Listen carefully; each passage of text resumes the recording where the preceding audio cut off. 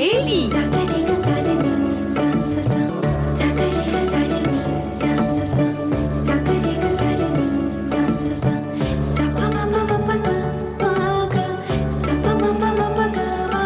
सखी सहेली।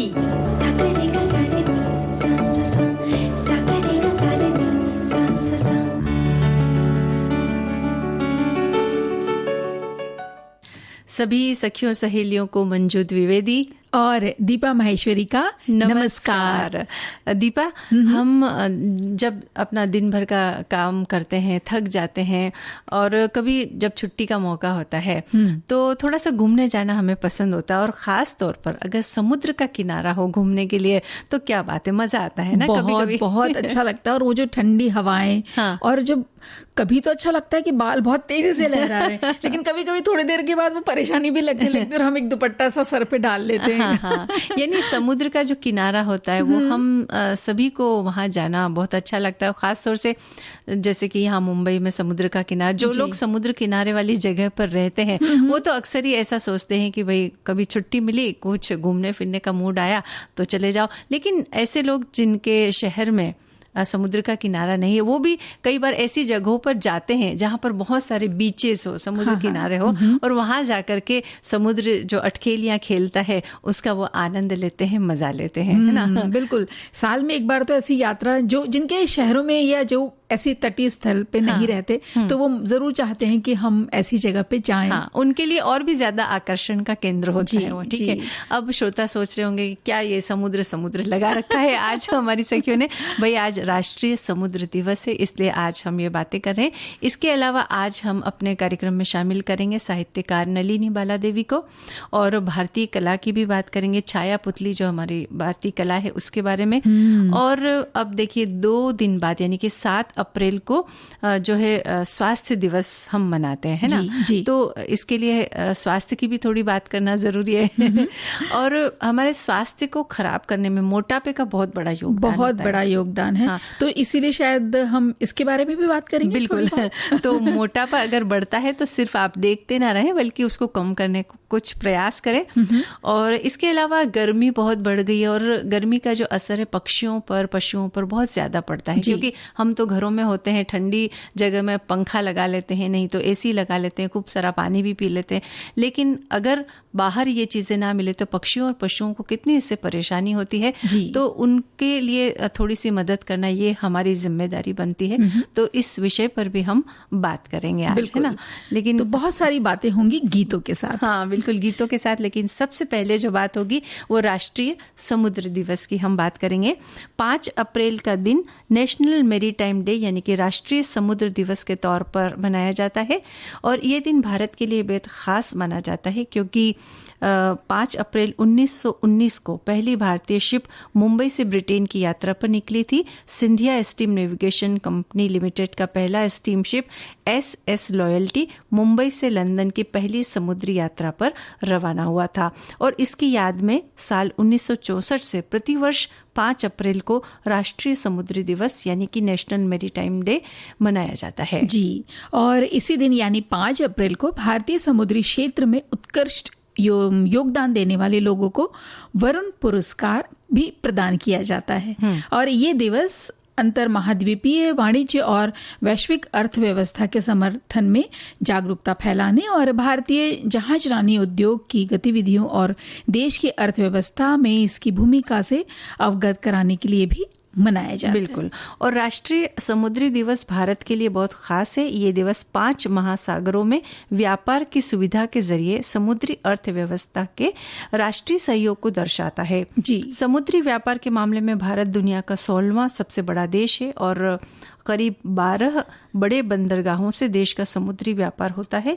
और देश की समुद्री तटरेखा की बात करें तो ये 7,517 किलोमीटर लंबी है, और 6.17 लाख किलोग्राम कार्गो ट्रैफिक देश के प्रमुख बंदरगाहों से होता है। यानी इतना बड़ा व्यापार होता है। इसलिए समुद्री सीमाएं या फिर समुद्री दिवस जो है ये मनाना बहुत जरूरी है।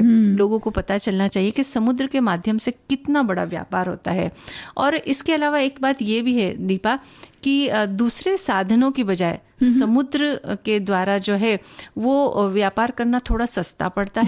जी। और दूसरी बात ये भी है कि इसके वजह से प्रदूषण जो है काफी कम होता है, दूसरे साधनों की अपेक्षा इसमें प्रदूषण काफी कम होता है, तो इसलिए भी इस साधन को अपनाना आवश्यक हो जाता है ना। तो सिर्फ मनोरंजन के लिए समुद्र का तट नहीं है, यहाँ से देश की अर्थव्यवस्था और यहाँ का व्यापार, देश किसी भी देश का जहाँ भी समुद्र है तो उसका व्यापार और उसकी अर्थव्यवस्था कितनी उस पे आधारित है, ये भी जानना जरूरी है। तो हम इसलिए आज के दिन ये हम अपना राष्ट्रीय समुद्र दिवस मनाते हैं। जी।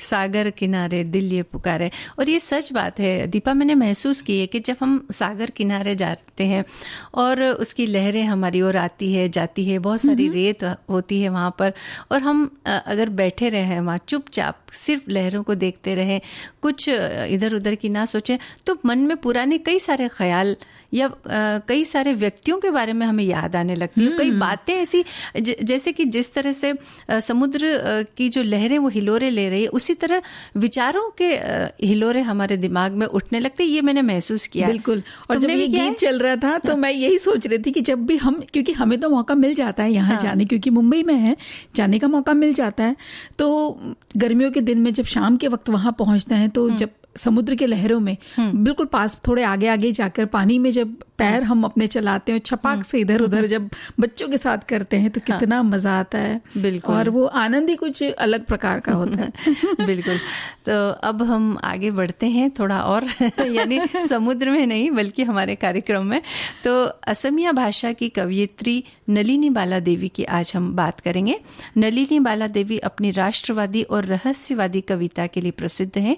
उनके साहित्यिक योगदान के लिए भारत सरकार ने 1957 में उन्हें पद्मश्री से सम्मानित किया और 1968 में उनकी काव्य कृति अलकनंदा के लिए उन्हें साहित्य अकादमी पुरस्कार से सम्मानित किया गया। जी। इनका जन्म 23 मार्च 1898 को गुवाहाटी असम में हुआ। उनके पिता कर्मवीर नवीन चंद्र बोरोदोलाई एक प्रसिद्ध भारतीय स्वतंत्रता आंदोलन कार्यकर्ता और लेखक थे। नलिनी जी ने अपनी पहली कविता लिखी अरबी रोटी, तब उनकी उम्र केवल 10 साल की थी। 10 साल में कोई कविता लिखना ये अपने आप में बड़ा अहम बात है, ये है ना। और कहते हैं ना कि पूत के पग पालने नजर आए, ऐसा कहते हैं ना। तो यानी कि जिनके अंदर प्रतिभा होती है वो बचपन से ही दिखाई देने लग जाती है ना।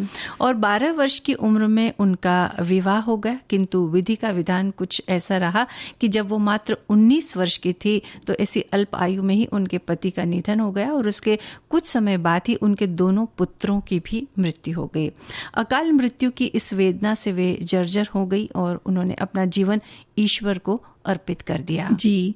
मतलब हम इस चीज को सिर्फ कल्पना भी नहीं कर सकते कि जीवन कितना कठिन हो चला होगा उनका। उनके दुख को हम यहाँ बोल तो जरूर रहे हैं लेकिन महसूस करना शायद कठिन होगा कि एक तो इतने वर्षों पहले की बात है, उस समय स्त्रियों के बारे में लोग बहुत ज्यादा विचारों से खुले हुए नहीं थे, है ना। तो उस समय इन बातों को झेलना ये बड़ा ही मुश्किल काम रहा होगा। और उन्होंने अपना जो समय था, ये जो उनका दुख के जो समय था, उस समय उन्होंने वेद, गीता, उपनिषद, भागवत पुराण के अध्ययन में लगा दिया। और शैशव में अंकुरित सुप्त प्रतिभा अब जागृत हो उठी। विवाह के समय उनके ससुर ने उनको एक स्वर्ण कलम उपहार में दी थी, तो बाद में उन्होंने उस कलम का मान रखा। पिता के उपदेश और प्रेरणा ने उनके जीवन युद्ध में उनकी विजय सुनिश्चित की। बिल्कुल। और जीवन की ये दुखद घटनाएं पहले हालांकि वो दुखी बहुत हुई लेकिन उन्हें वो तोड़ नहीं पाई और उन्होंने केंद्रीय विषयों के रूप में भावनाओं, त्रासदी, देशभक्ति और भक्ति के साथ कविताएं लिखना शुरू कर दिया, जो अभी भी असमिया साहित्य में प्रशंसित है। उनकी कविताओं की पहली किताब सांध्यर सुर 1928 में प्रकाशित हुई, जिसे बाद में कलकत्ता विश्वविद्यालय और गुवाहाटी विश्वविद्यालय में क्रमशः 1946 और 1951 में पाठ्य पुस्तक में अपनाया गया। जी। उनकी प्रकाशित काव्य ग्रंथ है संधियार सुर, सपोनर सुर, स्मृति तीर्थ, युग देवता, जागृति, अलकनंदा, विश्वदीप, अंतिम सुर, परिजात अभिषेक, मेघदूत, सुखी, रूपरेखा और शीश पूजा। और 24 दिसंबर 1977 को उनकी मृत्यु हो गई, लेकिन उनकी प्रसिद्ध कविता की अंतिम 4 पंक्तियों द्वारा उन्हें असमिया साहित्य में याद किया जाता है। और वो जो पंक्तियां हैं वो असमिया भाषा में कुछ इस प्रकार है कि कुन गर जोगोटर, कुन कर मोरो मोर, चोकुर चिनाकी डुडिनोर, ससीमोर रूपरेखा, असीमोत बुरजबो, खोली गोहे जोरी मोमोरोर। इस ये जो असमिया भाषा में, लेकिन अगर इसका हम हिंदी अनुवाद करेंगे तो वो कुछ ऐसा होगा कि इस दुनिया में किसके लिए, किसके अधीन है, किसकी देखरेख में है, अस्थायी परिचित है, इनसे आंखें मिलाकर संपर्क किया जाता है, चेहरे की रूपरेखाएं जो अनंत विस्मृति में घुल मिल जाती हैं, यदि प्रेम का धागा उन्हें काट लेता है। हाँ, तो ये उनकी कविता की पंक्तियां, चंद पंक्तियां जो हमने आपको सुनाई। और देखिए किस तरह से नलिनी बाला देवी ने परिस्थितियों का सामना किया, और जो भी परिस्थितियां उनके सामने आई, हालांकि दुख तो सभी को होता है, लेकिन उसके बाद उस दुख से उबरने का हम कौन सा रास्ता अपनाते हैं, ये अपने आप में बहुत महत्वपूर्ण चीज होती है। तो जो इनका दुख था उन्होंने पूरा अपना कविताओं के अंदर उतार दिया, और वो कविताएं कुछ इस तरह से बनकर उभरी कि उन्हें पाठ्य पुस्तकों में भी शामिल किया गया, और उन्हें कई सारे जो है पुरस्कार भी प्राप्त हुए। कभी कभी जीवन से हम इसी तरह परेशान हो जाते हैं, लेकिन उससे बाहर निकलने का रास्ता भी अगर थोड़ी सी हिम्मत रख के खोजा जाए तो मिल ही जाता है ना। और शायद हम इसीलिए ऐसी हस्तियों की बातें जो हम करते हैं यहाँ पे, कभी साहित्य के रूप में, कभी विज्ञान में किसी ने उपलब्धि पाई है, या स्वतंत्रता सेनानी खेल के क्षेत्र में भी हाँ, तो ये हमें प्रेरणा देती रहती है। और हाँ, कभी किसी वक्त अगर हम उस वक्त ये प्रोग्राम ही सुन ले तो तुरंत हमें कहीं बल मिल जाता है अंदर से। बिल्कुल सही कहा तुमने। और आज भारतीय कला के अंतर्गत दीपा हम छाया पुतली या छाया कठपुतली की बात करेंगे। वैसे जो कठपुतली का खेल होता है उसके बारे में हमने पहले श्रोताओं से बात की थी और बताया था उनको, लेकिन ये जो छाया पुतली ये भी एक भारतीय कला है जो थोड़ा कठपुतली से थोड़ा सा ही अलग है, लेकिन है उसी तरह की। तो भारत के विभिन्न क्षेत्रों में 6 छाया कठपुतली नाट्य परंपराएं हैं जिनके स्थानीय तौर पर अलग अलग नाम है। यानी वो कला एक ही है लेकिन अलग अलग जगहों पर थोड़ा सा वेरिएशन मिलता है, थोड़ा अलग हो जाता है और नाम भी उनके अलग हो जाते हैं। जैसे कि महाराष्ट्र में हम इसे कहते हैं चमड़िया बाउलिया, है ना, बाउलिया मतलब कठपुतली होता जी। और आंध्र प्रदेश में तोलू बोम्मा लट्टा ऐसा कहते हैं उसे, केरल में कहते हैं तोल पावा कुथू, या ओडिशा में कहते हैं रावण छाया। तो इस तरह अलग अलग नाम है।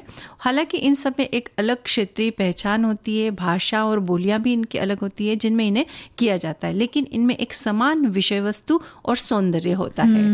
और हमारे भारत की विशेषता भी यही है ना कि जैसे जैसे हर कुछ दूरी पे स्थानीय भाषा है, वहाँ की संस्कृति है, वहाँ के संस्कार है, विभिन्नता में एकता, यही हमारी पहचान है जी। और जो हम बात करें छाया पुतली की, तो इनकी कथाएं रामायण और महाभारत, महाकाव्य, पुराणों या स्थानीय मिथकों और कहानियों पर आधारित होती हैं। मनोरंजन प्रदान करने के साथ साथ ये ग्रामीण समाज को महत्वपूर्ण संदेश भी देती हैं। इसके प्रदर्शन की शुरुआत गांव के चौक या मंदिर प्रांगण में बने एक अनुष्ठान मंच पर मंगलाचरण से होती है। हाँ, हमने जो ये कहा ना कि ग्रामीण समाज को महत्वपूर्ण संदेश देती है, तो इसका अर्थ ये नहीं है कि ये संदेश हमारे लिए नहीं है। ये बात इसलिए है क्योंकि ये जो कलाएं हैं ये ग्रामीण क्षेत्र से पनपी है, वहां पर इसकी शुरुआत हुई है, वहां पर ये बढ़ी है, आगे बढ़ी है, और जगह जगह पर इसका स्वरूप भी जो थोड़ा थोड़ा बदला है वो वहीं हुआ है, इसलिए ये बात हमने कही है। और पारंपरिक पात्र जो होते हैं वो हास्य प्रदान करते हैं और सभी क्षेत्रों की सभी परंपराओं में और नृत्य के साथ मनोरंजन की भावना निहित होती है। ये कठपुतलियां चपटी होती है और चमड़े से बनाई जाती है और इन्हें आवरण के पीछे से चलाया जाता है जहां परछाई डालने के लिए प्रकाश स्रोत होता है। यानी कि वो कठपुतलियां हमें नहीं दिखाई देती, लेकिन उन कठपुतलियों की, उन पुतलियों की परछाई हमें दिखाई देती है और वो परछाई ही हमारा मनोरंजन, तभी तो इसका नाम छाया पुतली है। और चपटे अगर नहीं करेंगे तो वो कहीं जब हाथ चलाएंगे ऊपर से कठपुतली चलाने वाला, तो वो कहीं मोटा कहीं कैसा दिखेगा, तो वो बिल्कुल चपटा, मतलब ऐसा लगना चाहिए कि हाँ कुछ पीछे कुछ परछाई सी चल रही है। यानी इसमें कलाकारों की जो बहुत कलाकृति है वो भी छुपी होती है, वो हर किसी के बस की बात नहीं होती है। और कठपुतलियों के प्रदर्शन त्योहारों, विशेष अवसरों पर होने वाले उत्सव और रिवाजों के हिस्से होते हैं ये सारे प्रदर्शन। और इन कठपुतलियों को बनाने वाले कारीगर ही कलाकार होते हैं। ऐसा नहीं कि जिसने बना दिया बस बना के दे दिया, जो बना रहे हैं वो ही कठपुतली ये वाली चलाते भी। और इसीलिए होता है कि उनको पता रहता है कि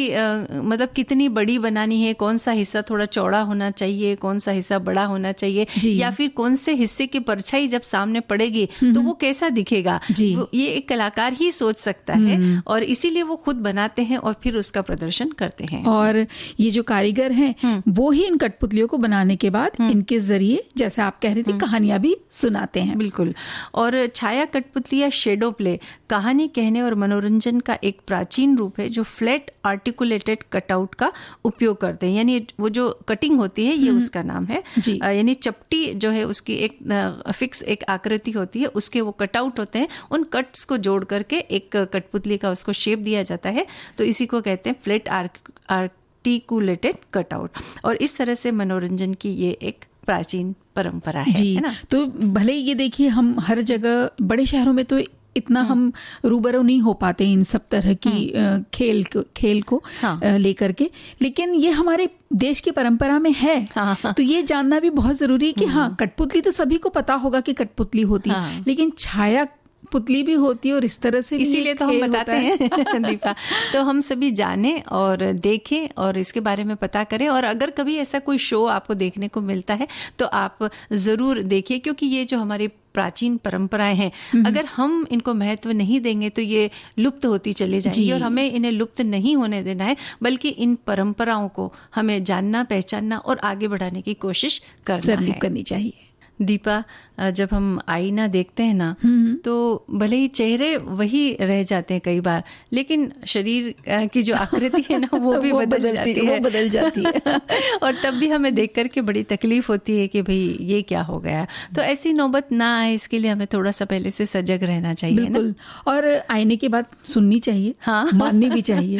अगर वो बता रहा है कि भाई हाँ आप थोड़े से फैल रहे हो तो वही अपने आप को ध्यान रखने की जरूरत है और थोड़े सजग होने की जरूरत। हाँ, लेकिन बात तो यही ना कि हम आईने को दोषी मानते हैं, हम इस सत्य को स्वीकार करने के लिए तैयार ही नहीं रहते हैं कि भाई थोड़ा मोटापा आ गया है तो हमें उसे कंट्रोल करना चाहिए, या कोशिश करें कि किस तरह से उसे कम किया जाए, या फिर अब और ना बढ़े इसकी भी कोशिश की जा सकती है। अरे मंजू जी, क्या होता है कई बार जब तकलीफें होने लग जाती है ना शरीर में, तब समझ में आती है कि भाई मोटापा बहुत बढ़ गया, अब तो ध्यान रखना पड़ेगा। लेकिन खाने पीने में हम जरा भी कुछ ये सोचते नहीं है कि अब भाई उम्र बढ़ चली है तो क्या चीज़ हमें नहीं खाना चाहिए, क्या चीज़ है जो सीमित मात्रा में खाएं तो स्वास्थ्य ठीक रहेगा या मोटापा नहीं बढ़ेगा।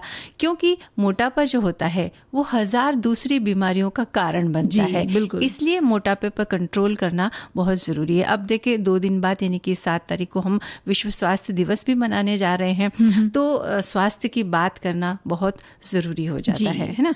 और मोटापा स्वयं न सिर्फ एक बीमारी है बल्कि बहुत सारी बीमारियों की आश्रयदाता है। यानी कि वो उन उसी की वजह से उसी के छत्र छाया वो घर बन जाता है। घर बन जाता है। तो मोटापे के चलते होने वाले जो प्रमुख रोग हैं वो है मधुमेह, हाइपोथायराइड, रक्तचाप, हृदय और धमनियों के रोग। और हम सब ये बात जानते हैं, लेकिन फिर भी मोटापा अपने हिसाब से बढ़ता रहता है और हम उसकी तरफ ध्यान नहीं देते हैं। और इसका परिणाम एक दिन बड़े ही भयंकर रूप में या फिर एक बड़ी बीमारी के रूप में हमारे सामने आता है। और तब हमें ये पता चलता है कि अरे क्या से क्या हो गया।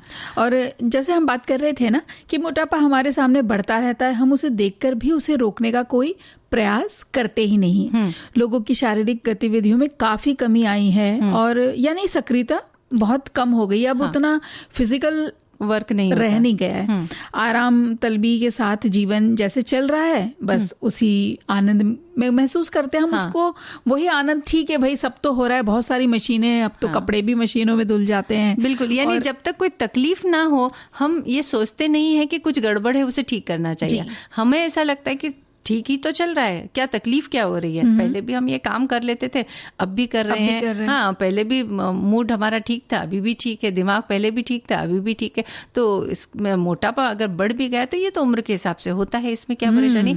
ये हमारी सोच होती है जो कि बिल्कुल गलत है। मोटापे को हम इतने सकारात्मक तौर पर देखते हैं कि इस तरह के कई सारे जुमले हम बोलते भी हैं और हमें सुनने को भी मिलते हैं ना।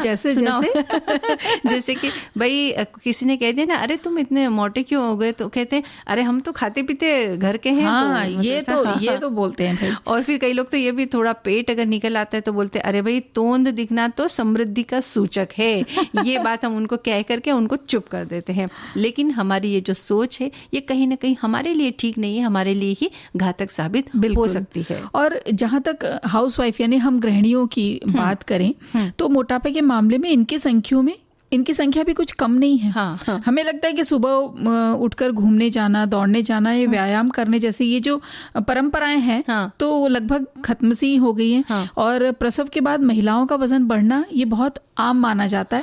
और क्या होता है ना कि एक वक्त ऐसा आता है कि घर के कामकाज में हम बिल्कुल भूल जाते हैं कि भाई हमने कुछ एक्टिविटी करनी। हम हमेशा यही बोलते रहते हैं, सारा काम तो कर रही हूँ, सब तो कर रही हूँ। किचन का काम करते हैं, सवेरे उठ के बच्चों का ध्यान रखना, अगर वो ऑनलाइन क्लासेस है तो उनको उठा करके नहला धुला करके उनको सामने बिठाना। और अगर घर ऊपर नीचे वाला है आपका तो देखो नीचे हॉल है, ऊपर कोई कमरा है तो मैं 10 बार तो ऊपर नीचे हो लेती हूँ। तो क्या जरूरत है एक्सरसाइज करने की? कोई जरूरत ही नहीं है। बिल्कुल, उन्हें लगता है कि ये घर का काम कर लिया हमने तो इसका मतलब हमारी एक्सरसाइज हो गई, व्यायाम हो गया, अब हमें कुछ अधिक या अलग करने की कोई आवश्यकता नहीं है। लेकिन इससे मोटापे पर या आपके शरीर पर कोई सकारात्मक प्रभाव नहीं पड़ता है, इस बात को हमें जानना होगा। और कुछ लोग कहते भी हैं कि भाई हम तो भाई घर का काम कर लिया तो कसरत हो गई, लेकिन सच ये है कि हम अपना एक कंफर्ट जोन बना लेते हैं।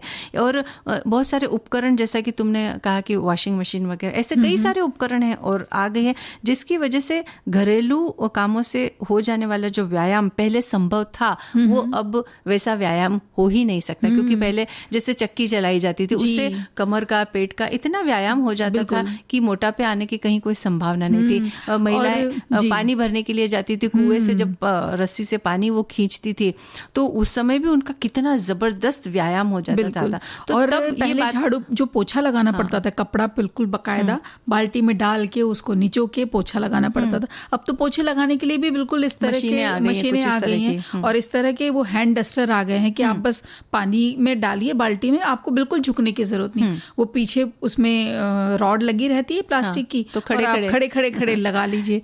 तो काम तो हो जाते हैं, काम दिखता है कि काम तो सब हो गया घर का। लेकिन हमने हमारे एक एक मांसपेशियों में कितनी कसरत हुई है, हम इस पे गौर नहीं करते। हाँ बिल्कुल। और उस समय के कामों को अगर हम कसरत में गिने तो वो शायद ठीक है, लेकिन अब के कामों को कसरत के क्षेत्र में नहीं गिना जाता है। अगर आप कसरत करना चाहते हैं, व्यायाम करना चाहते हैं, तो आपको अपने कामों के अलावा कुछ अतिरिक्त, कुछ एक्स्ट्रा करना ही पड़ेगा, तभी उसे व्यायाम कहा जाएगा।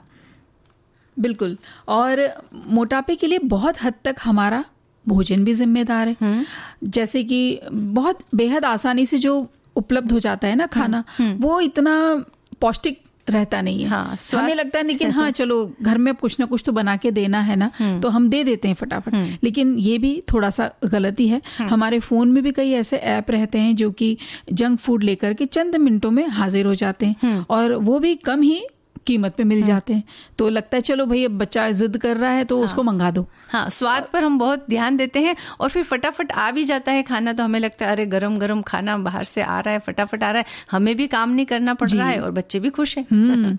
और घर में स्वास्थ्यवर्धक नाश्ते बनाना या बना कर रखना, ये सारी बातें अब ऐसा लगता है अरे भाई कहाँ पुराने जमानों की बातें कर रहे हैं। हमें जब मिल रहा है, इतने आसानी से आ रहा है, तो क्यों तकलीफ उठाना। लेकिन उसके अंदर की कितनी कैलोरी है, कितनी फैट है, या वो उसमें कोई न्यूट्रिशन की कोई वैल्यू है भी उसके अंदर या नहीं है, इन बातों की तरफ हम जरा भी गौर नहीं करते और बस पेट भर खाए चले जाते हैं। और इसका जो परिणाम है वो मोटापे के रूप में हमारे सामने आता रहता है, लेकिन हम देखते रहते हैं। हमें इसमें कोई विचित्र बात नहीं। मोटापे की एक बात समझ पता है आप मंजू जी, हाँ, कि जब इतने धीरे से बढ़ता है कि हमें पता नहीं चलता यानी दबे कदमों से ये हमारे घर के अंदर चला आता है और हमें पता ही नहीं चलता, और धीरे धीरे बढ़ता है, इसलिए हमें कोई बदलाव भी महसूस नहीं होता है ना। अगर रोज खुद को देख रहे होते हैं तो कैसे पता चलेगा। हाँ, और आईना तो आपको वो थोड़ा थोड़ा बदलाव नहीं बताता, लेकिन कभी कोई मेहमान आ गए या कोई हमारे रिश्तेदार किसी ने हमें बहुत दिन के बाद देख लिया, जब उनकी आंखें फटी रहती है तब कहीं थोड़ा सा अंदर से झकझोर जाते हैं कि हाँ भाई शायद बहुत। और उनकी प्रतिक्रिया को कई बार हम नजरअंदाज भी कर देते हैं, जैसे वो कहते हैं ना कि भाई अरे क्या बात है, तुम तो बड़ी ऐसा लग रहा है कि खाते पीते घर की, वो भी उसी भाषा में बात करते हैं कि सामने वाले को बुरा ना लग जाए। तो ये जुमले अक्सर वो भी अपनाते हैं, हम भी अपनाते हैं, लेकिन उससे मोटापा कम नहीं होगा, इस बात का ख्याल रखें। और फटाफट वाले जो नाश्ते जिनकी हम बात करें उसमें कार्बोहाइड्रेट ज्यादा होता है और प्रोटीन तो लगभग लापता होता है। तो ये सब बातें मोटापे की ओर ले जाती है, और मोटापे से दूर रहना है अगर आप सोच रहे हैं ऐसा, तो ये वैसे कोई बहुत कठिन कार्य ऐसा तो नहीं है। अगर आप सुबह 45 मिनट का व्यायाम करते हैं, शाम को 40 मिनट सैर करते हैं और खान पान में थोड़ी सी समझदारी बरतें और थोड़ा सा ज्ञान रखना बहुत जरूरी है दीपा, तो ये सब बातें आपको मोटापे से दूर रखेगी। बिल्कुल, जैसे कि बता रहे ना आपकी थोड़ी सी समझदारी रखना जरूरी है। जैसे जंक फूड से थोड़ी दूरी बनाए रखें, ये नमकीन हो गया, भुजिया हो गया, सेव हो गई, तो ये चीजें खाने में तो बेशक बहुत अच्छी लगती है। हाँ। अगर आपने घर में पराठा बनाया तो ऐसा लगता है नमकीन, भुजिया, सेव ये सब भी साथ में रख लें, कुछ ऐसा चटपटी सी सब्जी बनाई तो ऐसा लगता है कुछ तो चाहिए साइड में, बहुत अच्छा लगेगा। लेकिन हाँ, इन सब पे अगर खाना भी है तो ध्यान रख करके कि सीमित मात्रा में खाना और कभी कभी खाना है, और साथ में सलाद, सूप ये सब लें। दूध से बने जितने भी उत्पाद होते हैं उनका प्रयोग करना चाहिए। पनीर लीजिए, दही लीजिए, ये सब बहुत पौष्टिक कार्य है। थोड़ी देर धूप स्नान करना बहुत जरूरी है, क्योंकि आजकल लोगों में विटामिन डी की कमी बहुत होती जा रही है, और हर कोई ये शिकायत करता है कि जब हमने टेस्ट करवाया तो पता चला कि विटामिन डी कम आया है, क्योंकि लोगों का सन एक्सपोजर बहुत कम हो गया, धूप में वो बाहर नहीं निकलते हैं, या सुबह पहले कहते हैं ना धूप स्नान किया करते थे लोग, सुबह सुबह की जो धूप होती है, अब तो लोग उठते ही कई लोगों की ऐसी आदत होती है कि उठते ही तब है जब धूप बहुत तेजी से ऊपर तक आ चुका रहता है, और उस तेज धूप में तो बैठना मुमकिन नहीं हो पाता है। जी, और ये सब छोटी छोटी बातें हैं, लेकिन स्वास्थ्य के लिए रामबाण है, और मोटापे से दूर रहेंगे तो कई बीमारियों से बचे भी रहेंगे। हाँ बिल्कुल, जैसा कि हमने कहा कि मोटापा बहुत सारी बीमारियों का कारण बनता है, तो और समझदारी की बात है, थोड़ा सा हमें अपना ज्ञान भी बढ़ाना चाहिए खान पान की चीज़ों के बारे में। कई लोगों को पता ही नहीं होता है भाई प्रोटीन क्या है, कौन सी चीज़ों से मिलेगा, ये हमारे शरीर के लिए कितना आवश्यक है, या फिर कैल्शियम की अगर हम बात करते हैं तो विटामिन की अगर हम बात करते हैं, कई लोगों को इस बारे में बिल्कुल भी ज्ञान नहीं होता है, और जब हम उनसे कहते हैं तो उन बोले अच्छा इससे ये होता है, अच्छा अगर लेकिन आप थोड़ा सा पढ़ें, किताबों को पढ़ें, थोड़ा सा ज्ञान अर्जित करें, तो ये ज्ञान केवल अर्जित ही नहीं करना है बल्कि हमारे शरीर के लिए किस तरह से इसे अपनाना है, इस बात पर भी थोड़ा सा गौर किया जाए तो अच्छा होगा। बिल्कुल दीपा, ये जो दुनिया है कितनी खूबसूरत है, और हम सभी का मन करता है कि हम इस दुनिया को देखें, इसके रंगों को देखें, यहाँ के लोगों को देखें, पेड़ पौधे पक्षियों को देखें और निहारें इस दुनिया को। लेकिन हम में से कई लोग ऐसे हैं जो इस चीज़ से दूर हो गए हैं या हो जाते हैं या नहीं देख पाते हैं, है ना? जी। तो ये बड़ी दुखद स्थिति है। और 1 से 7 अप्रैल को भारत में प्रतिवर्ष प्रिवेंशन ऑफ ब्लाइंडनेस ये सप्ताह मनाया जाता है, यानी कि दृष्टिहीनता निवारण सप्ताह के रूप में इस 1 से 7 अप्रैल को मनाया जाता है। कई लोग ऐसे हैं जो अपनी दृष्टि को खो चुके हैं। अब कारण उसके कई हो सकते हैं, या तो कुपोषण हो सकता है, या ट्रेकोमा जैसी बीमारी, या मोतियाबिंद के कारण भी कई बार दृष्टि चली जाती है। तो हम अपनी आंखों के प्रति सचेत रहें, क्योंकि ये जो दृष्टि है ये बहुत महत्वपूर्ण चीज़ है, और अगर दुनिया में हम कुछ देख ना पाए तो बहुत बड़ी कमी हमारे जीवन में रह जाती है ना? बिल्कुल। और देखिए ना, आंखें हैं तो ही ये सारी सुंदरता और ये प्रकृति और ये सब कुछ हम देख सकते हैं। बिल्कुल। एक हमने जो विषय अभी लिया था ना, मोटापा, मंजू जी। अच्छा। उस पे हमारे श्रोताओं ने बहुत रुचि दिखाई है। हाँ, उन्हें बहुत पसंद आया है विषय। क्यों? शायद वो अपने अपने सब अनुभव लिख रहे हैं। हाँ। क्योंकि वो सब इस जो बात हमने की ना कि मोटापा बढ़ता रहा और हम देखते रहे, तो ये शायद जुमला एकदम उनके दिल को लग गया। तो हमारी एक सखी है, वो लिख रही है कि ये बात तो मुझ पर 101% लागू होती है। हाँ। बात 2008 की है। एकाएक मेरा 80 किलो वजन हो गया। हाँ। तो भाई एकाएक तो नहीं हुआ होगा, धीरे धीरे ही हुआ होगा। अब मैं हो गई परेशान। मैंने 2 सालों में 20 किलो के आसपास अपना पूरा वजन, ये जितना वजन था, 20 किलो के आसपास कम किया। कैसे किया? खाने पे कंट्रोल किया और योगा व्यायाम किया। यानी ये भी 80 किलो का होने तक देखती रह गई। तो वही जो बात है ना कि उनको तब लगा कि अरे ये क्या हो रहा है। हाँ। और इसी तरह एक और हमारी सखी है, वो कहती हैं कि बहुत ही महत्वपूर्ण विषय लिया है आपने, और बढ़ते हुए मोटापे का असर ये जो कोरोना काल है ये भी है, क्योंकि बच्चे हो या बड़े, सब पर इसका प्रभाव पड़ा है। बच्चे ऑनलाइन पढ़ाई कर रहे हैं, बड़े वर्क फ्रॉम होम कर रहे हैं, तो घर पर ही निरंतर रह रहे हैं और घर पर ही सारे काम हो रहे हैं। और साथ में हो क्या रहा है? योगा व्यायाम सभी से हम दूर होते चले गए। फिर आजकल का जो खाने का प्रभाव है वो तो सबको पता ही है। और अब हम मोटापे को रोकने के लिए खाने और योगा की ओर ध्यान देना हमें शुरू करना होगा। लेकिन दीपा, तुम्हें नहीं लगता कि ये कहीं ना कहीं एक बहाना है? क्योंकि क्या है, पहले जब हम लोगों से कहते थे कि थोड़ा व्यायाम के लिए समय निकालो, तो उनका ये कहना था अरे सुबह उठते ही हमें बाहर जाना पड़ता है, ऑफिस के लिए जाना पड़ता है, काम के लिए जाना पड़ता है, समय कहाँ मिलता है। लेकिन अगर व्यायाम की बात आती है तो वो तो आप घर पर रहकर आराम से सुबह कर सकते हैं, शाम कर सकते हैं। तो अगर बाहर जाते हैं तब भी आपका यही बहाना होता है। और अब ये कहते हैं कि भाई कोरोना काल बाहर नहीं जा पा रहे हैं, तब भी आप व्यायाम नहीं कर पा रहे हैं, तो ये केवल बहाने होते हैं। लेकिन अगर जो व्यक्ति करना चाहता है वो किसी भी समय, चाहे वो बाहर जाने की स्थिति हो या घर में रह रहे हो, वो थोड़ा समय अपने व्यायाम के लिए निकाल ही लेते हैं। और व्यायाम कुछ भी कीजिए, आप बहाना बोलिए या कुछ भी कीजिए, जब तक वो झटका नहीं लगता ना, तब तक चीजें हो नहीं पाती। ये भी एक कारण है। हाँ, लेकिन घर पर बैठ करके आराम से आप खुद ही व्यायाम कर सकते हैं। ऐसा नहीं कि आपको उसके लिए जिम ही जाना पड़ेगा या कोई ऐसा कोई व्यक्ति होगा वही आपसे व्यायाम इस तरह से करवाएगा। हाँ, थोड़ी सी उसके लिए जानकारी जरूरी है, लेकिन थोड़ी सी जानकारी के बाद आप घर में बैठ करके व्यायाम आराम से कर सकते हैं। इसलिए ये बात तो बिल्कुल ठीक नहीं कि भाई अभी कोरोना काल है इसलिए हमारा मोटापा बढ़ गया है। खैर, अब हम बात करते हैं बढ़ती हुई गर्मी की, है ना जी। जब गर्मी बढ़ रही है तो इसका असर हम पर तो हो ही रहा है, लेकिन पक्षियों और जानवरों पर भी हो रहा है।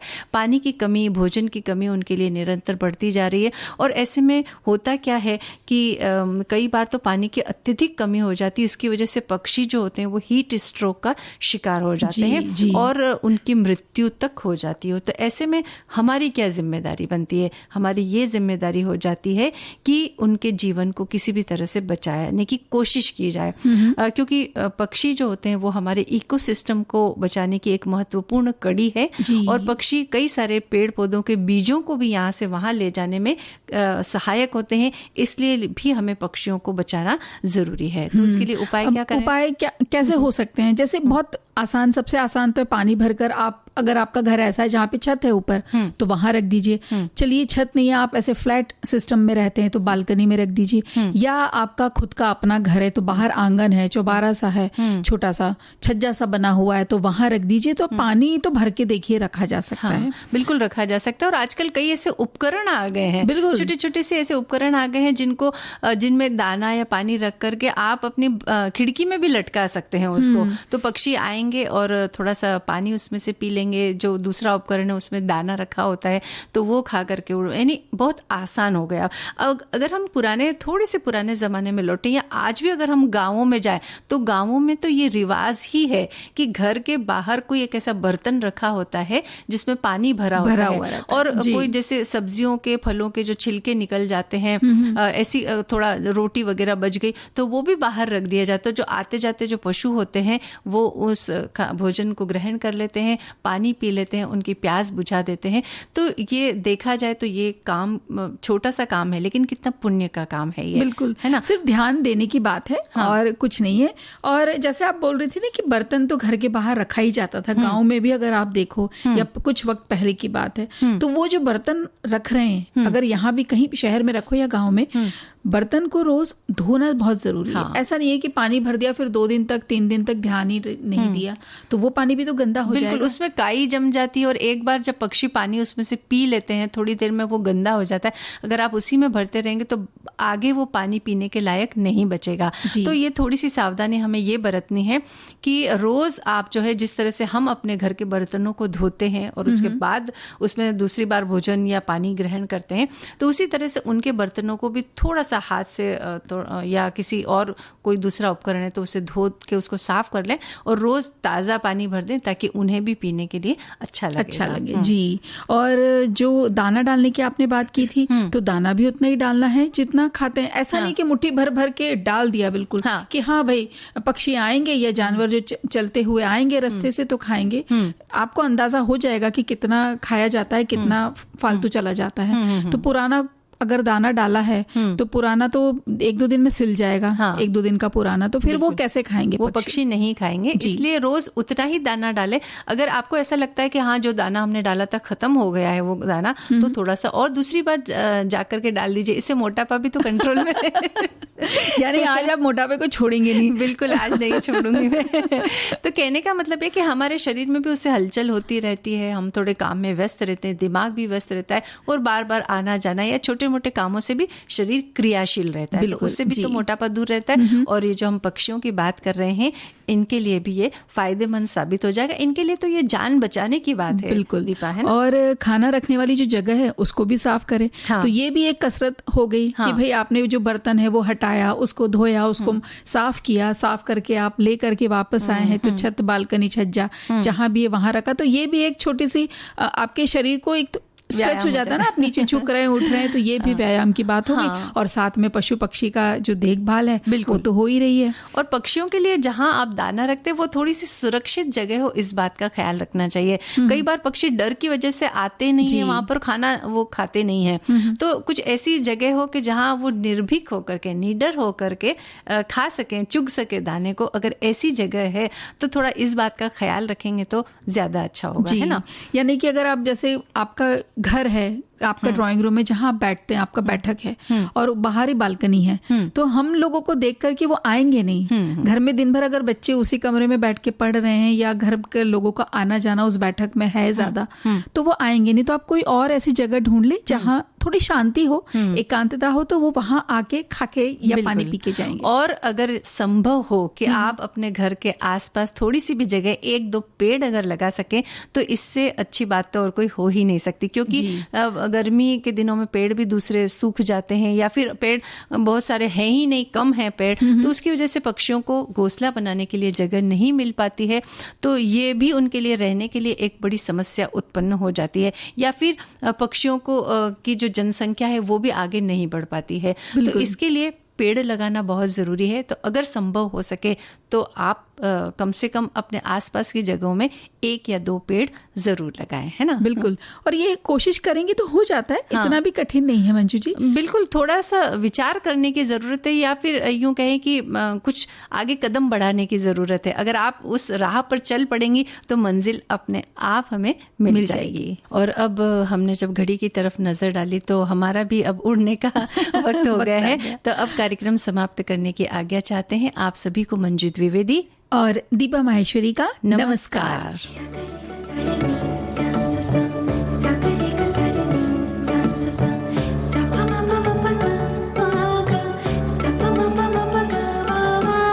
सखी सहेली।